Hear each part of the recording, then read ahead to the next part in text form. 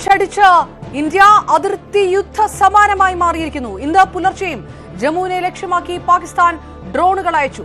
ഇന്നലെ രാത്രി 2 മണിക്കൂറോളം നീണ്ട പ്രകോപനത്തിന് ശേഷമാണ് ഇന്ന് പുലർച്ചെ വീണ്ടും പാകിസ്ഥാൻ കൈവിട്ട കളിക്ക് ഒരുങ്ങിയിരിക്കുന്നത്. ഈ ഡ്രോണുകളും ഇന്ത്യ ഇന്നലത്തെ പോലെ തന്നെ വെടിവെച്ചിട്ടു. അതിർത്തി പ്രദേശങ്ങളെല്ലാം ഇപ്പോഴും ബ്ലാക്ക് ഔട്ടിലാണ്. ഇന്നലെ ഇന്ത്യ നടത്തിയ പ്രത്യാക്രമണത്തിൽ വിറയ്ക്കുകയായിരുന്നു പാകിസ്ഥാൻ. ഇസ്ലാമാബാദിലേക്കും കറാച്ചിയിലേക്കും റാവൽപിണ്ടിയിലേക്കും ഇന്ത്യ കനത്ത ആക്രമണമാണ് നടത്തിയത്. കറാച്ചി ഏതാണ്ട് കത്തിച്ചാമ്പലായ അവസ്ഥയിലായി.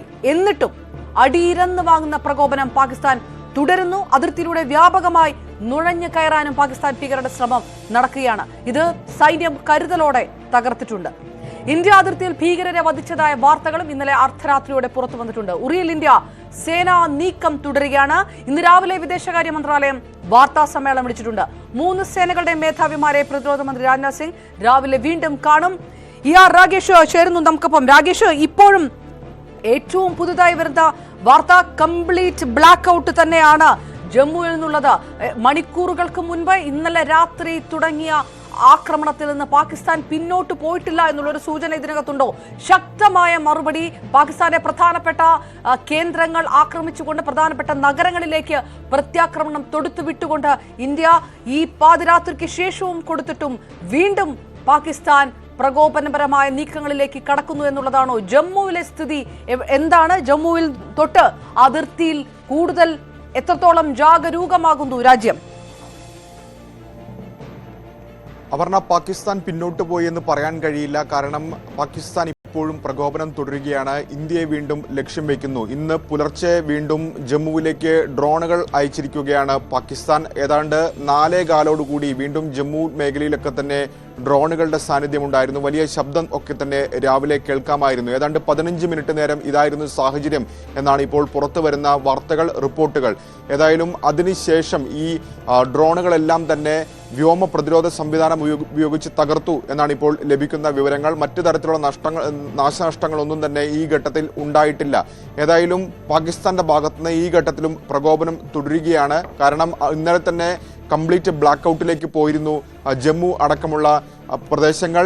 ജമ്മു കശ്മീരും ആകട്ടെ, പഞ്ചാബ് ആകട്ടെ, രാജസ്ഥാന്റെ അതിർത്തി പ്രദേശങ്ങളാകട്ടെ, ഇതെല്ലാം തന്നെ കംപ്ലീറ്റ് ബ്ലാക്ക് ഔട്ടിലേക്ക് പോയിരുന്നു. അപ്പോൾ ഇന്ന് രാവിലെയും വലിയ ശബ്ദം കേട്ടാണ് ആളുകളൊക്കെ തന്നെ ഉണർന്നത്. കാരണം ഇന്നലെ രാത്രിയാണ് സമാനമായ സാഹചര്യത്തിലൂടെ കടന്നുപോയത്. കാരണം 8:30 കൂടിയാണ് പാകിസ്ഥാന്റെ ഭാഗത്തുനിന്ന് ആക്രമണം നടക്കുന്നത്. ഡ്രോണുകൾ ഉപയോഗിച്ച്, മിസൈലുകൾ ഉപയോഗിച്ച്, ഒപ്പം തന്നെ വിമാനങ്ങൾ ഉപയോഗിച്ചെല്ലാം തന്നെ ഇന്ത്യൻ കേന്ദ്രങ്ങൾ പാകിസ്ഥാൻ ലക്ഷ്യം വെക്കുകയായിരുന്നു. ഏതാണ്ട് ജമ്മു കശ്മീർ തൊട്ട് താഴെ രാജസ്ഥാൻ അതിർത്തി വരെയുള്ള പ്രദേശങ്ങളിലെ പല മേഖലകൾ, ഏതാണ്ട് 10ലധികം കേന്ദ്രങ്ങൾ പാക് സൈന്യം ലക്ഷ്യം വെക്കുന്ന സാഹചര്യം ഉണ്ടായിരുന്നു. അതെല്ലാം തന്നെ ഇന്ത്യൻ സേന തകർക്കുകയും ചെയ്തിരുന്നു. പ്രത്യേകിച്ച് ജമ്മു എടുക്കുകയാണെങ്കിൽ ശ്രീനഗർ അവരുടെ പ്രധാനപ്പെട്ട ലക്ഷ്യകേന്ദ്രമാണ്. ഉദ്ധംപൂരിലാണ് നോർത്തേൺ കമാൻഡിന്റെ ആസ്ഥാനമുള്ളത്.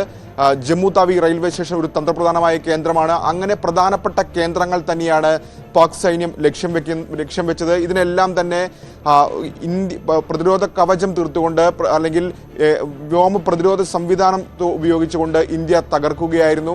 രാജസ്ഥാനിലും സമാനമായ സാഹചര്യമായിരുന്നു. പഠാൻകോട്ട് ഇന്ത്യയുടെ പ്രധാനപ്പെട്ട സൈനിക താവളമാണ്. ഇവിടെയൊക്കെ ഈ കേന്ദ്രങ്ങളാണ് പ്രധാനമായും പാകിസ്ഥാൻ ലക്ഷ്യം വെക്കുന്നത് എന്ന് തന്നെ പറയാം. അതിനുശേഷമാണ് ഇന്ത്യയുടെ പ്രത്യാക്രമണം ഉണ്ടായത്. പ്രധാനപ്പെട്ട നഗരങ്ങൾ ലക്ഷ്യം വെച്ചുകൊണ്ട് തന്നെയായിരുന്നു ഇന്ത്യയുടെയും തിരിച്ചടി ഉണ്ടായിരിക്കുന്നത്. ഏതായാലും ആ തിരിച്ചടിയിൽ നിന്നൊന്നും തന്നെ പാഠം പഠിച്ചിട്ടില്ല എന്നാണ് ഇപ്പോൾ പാകിസ്ഥാൻ മനസ്സിലാക്കുന്നത്. പുലർച്ചയോടുകൂടി ഏതാണ്ട് 4:15 കൂടി വീണ്ടും ഡ്രോൺ അയച്ചിരിക്കുകയാണ് ജമ്മു കശ്മീരിലേക്ക്. ഏതായാലും എന്താണ് സംഭവിച്ചത് തുടങ്ങിയ കാര്യങ്ങളിലൊക്കെ തന്നെ, അല്ലെങ്കിൽ വിദേശകാര്യ മന്ത്രാലയത്തിന്റെ വാർത്താ സമ്മേളനം, കാരണം ഓരോ ദിവസവും എന്താണ് സംഭവിച്ചത്, ഇന്ത്യയുടെ പ്രത്യാക്രമണം എന്തിനു വേണ്ടിയായിരുന്നു തുടങ്ങിയ കാര്യങ്ങളൊക്കെ തന്നെ വിദേശകാര്യ മന്ത്രാലയം വാർത്താ സമ്മേളനം വിളിച്ചാണ് അറിയിക്കാറുള്ളത്. ഇന്നും ഏതായാലും വിദേശകാര്യ സെക്രട്ടറിയും ഒപ്പം തന്നെ 2 സൈനിക ഉദ്യോഗസ്ഥരും 10 മണിക്ക് കാണുന്നുണ്ട് മാധ്യമങ്ങളെ. അതിലായിരിക്കും നടന്ന കാര്യങ്ങളെക്കുറിച്ചുള്ള വിശദീകരണം ഉണ്ടാവുക. ഏതായാലും ഇന്ത്യ ഇക്കാര്യത്തിൽ ഈ ഘട്ടത്തിൽ ഇപ്പോഴും പറഞ്ഞിരിക്കുന്നത് ഇന്ത്യയുടെ ഭാഗത്തുനിന്ന് ഒരു ആക്രമണം ഉണ്ടാകില്ല, മറിച്ച് പാകിസ്ഥാൻ ആക്രമണം ഉണ്ടായാൽ അതേ നാണയത്തിൽ തിരിച്ചടിക്കും എന്ന് തന്നെയാണ് ഇന്ത്യ ഇപ്പോൾ വ്യക്തമാക്കിയിരിക്കുന്നത്. കാരണം ഇന്ന് കഴിഞ്ഞ ദിവസമാണ് ഇന്ത്യ ഭീകര താവളങ്ങൾ ആക്രമിച്ചതിന് പിന്നാലെയാണ് പാകിസ്ഥാൻ സൈനിക കേന്ദ്രങ്ങളെ ലക്ഷ്യം വെച്ചത്. പ്രത്യേകിച്ച് ഈ പറഞ്ഞതുപോലെ കശ്മീർ മുതൽ ഏതാണ്ട് ഗുജറാത്ത് വരെയുള്ള 15 കേന്ദ്രങ്ങൾ, പ്രധാനപ്പെട്ട നഗരങ്ങൾ, അവിടെയൊക്കെ തന്നെ തന്ത്രപ്രധാനമായ കേന്ദ്രങ്ങളാണ്, സൈനിക താവളങ്ങളടക്കം ഉള്ളതാണ് അവിടെ ലക്ഷ്യം വെച്ചത്. അതിന് മറുപടി എന്നോണമാണ് ഇന്ത്യ തിരിച്ചടിച്ചത്. അങ്ങനെയാണ് ലാഹോറിലൊക്കെ തന്നെ ഇന്ത്യയുടെ തിരിച്ചടി ഉണ്ടായത്. അതിനുശേഷം പക്ഷേ പാകിസ്ഥാൻ അടങ്ങില്ല എന്ന് വ്യക്തമാക്കുന്നതായിരുന്നു അത്തൗള്ള തരാർ അടക്കമുള്ള മന്ത്രിമാരുടെ പ്രസ്താവന. ഒരു തിരിച്ചടി ഏത് നിമിഷവും ഉണ്ടാകുമെന്ന് അവർ പറഞ്ഞു. അതിനുശേഷമാണ് ഇന്നലെ രാത്രി 8:30യോടുകൂടി പാകിസ്ഥാന്റെ ഭാഗത്ത് നിന്ന് ഇത്തരത്തിൽ പ്രകോപനം ഉണ്ടായിട്ടുള്ളത്. ഒരു ആകാശ യുദ്ധത്തിലേക്ക് സാഹചര്യങ്ങൾ പോകുന്നു. കാരണം മുൻപൊന്നും കാണാത്ത വിധത്തിലുള്ള ആക്രമണത്തിലേക്ക് പാകിസ്ഥാൻ കടക്കുന്നു. അങ്ങനെ ഒരു പ്രകോപനം പാകിസ്ഥാന്റെ ഭാഗത്ത് നിന്ന് ഉണ്ടാകുന്നു. ഏതാണ്ട് 2 മണിക്കൂർ നേരം ഇന്നലെ രാത്രിയും സമാനമായ രീതിയിലുള്ള ഡ്രോണുകൾ ഉപയോഗിച്ചും മിസൈലുകൾ ഉപയോഗിച്ചും ഒപ്പം തന്നെ വിമാനം ഉപയോഗിച്ചും ഒക്കെ തന്നെ പാകിസ്ഥാൻ പ്രകോപനം നടത്തി. അതിനിടയിൽ 4 വിമാനങ്ങൾ ഇന്ത്യ തകർക്കുകയും ചെയ്തിട്ടുണ്ട്. പാകിസ്ഥാന്റെ 4 വിമാനങ്ങൾ ഇന്ത്യ ഇന്നലെ തകർക്കുകയും ചെയ്തു. അങ്ങനെ രാജ്യത്തെ വലിയ അതിർത്തി കാക്കുന്ന അല്ലെങ്കിൽ സേനാ വിഭാഗത്തിന്റെ വലിയ ഇടപെടൽ അങ്ങനെ ഉണ്ടാവുകയും ചെയ്തു.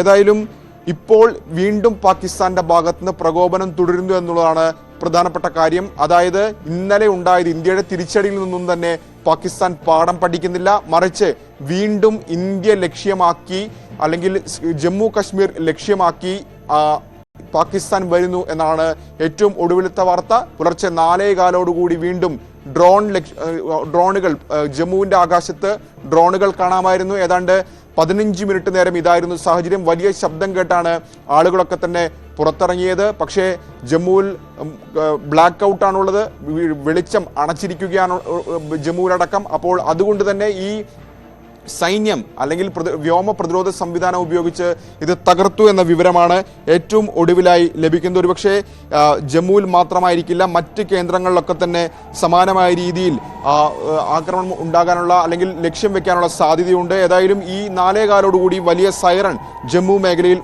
മുഴങ്ങുകയായിരുന്നു. സ്ഫോടന ശബ്ദം കേട്ടു എന്നടക്കമുള്ള സ്ഥിരീകരിക്കാത്ത കാര്യങ്ങളും ഇപ്പോൾ ഈ ഘട്ടത്തിൽ പുറത്തു വരുന്നുണ്ട്. ഇന്ത്യയുടെ പ്രത്യാക്രമണം എന്താകുമെന്ന് അറിയാം. ഒപ്പം തന്നെ ഇന്നലെ രാത്രി ഇന്ത്യയുടെ തിരിച്ചടിയിൽ സിയാൽകോട്ടും കറാച്ചിയും ലാഹോറും അടക്കമുള്ള പാകിസ്ഥാനിലെ പ്രധാനപ്പെട്ട നഗരങ്ങൾ അല്ലെങ്കിൽ കേന്ദ്രങ്ങളൊക്കെ തന്നെ ഇന്ത്യ ലക്ഷ്യം വെച്ചിരുന്നു. അപ്പോൾ എന്താണ് അവിടെ ഉണ്ടായ നാശനഷ്ടം തുടങ്ങിയ കാര്യങ്ങളൊക്കെ തന്നെ അറിയേണ്ടതുണ്ട്.